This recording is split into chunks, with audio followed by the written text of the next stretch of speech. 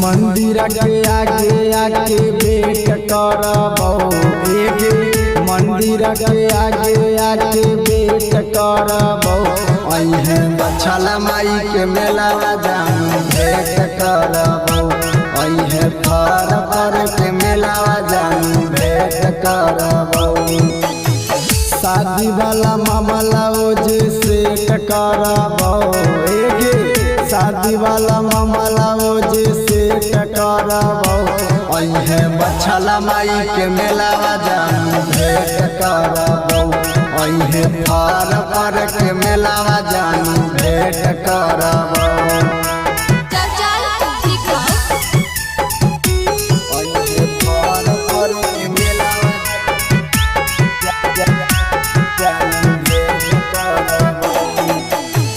बछला माई के मेला जानू हाको बड़ी नामी कि न देबो लाली बाली झुमका दामी दामी। बछला माई के मेला जानू हाको बड़ी नामी कि न देबो लाली बाली झुमका दामी दामी। तू न लेट करे हम न लेट करबो तू न लेट करे हम न लेट करबो लगल हो बछला माई के मेला भेंट करबो अहे फार पर के मेला जानू भेंट करबो।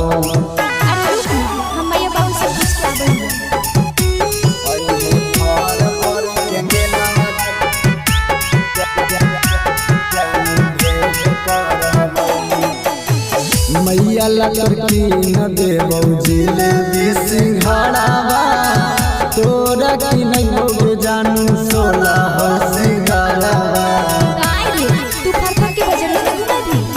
मैया लड़की न देबो जिलेबी सिंघाड़ावा तोरा की नहीं होगे जानू 16 हो सिंघाड़ावा।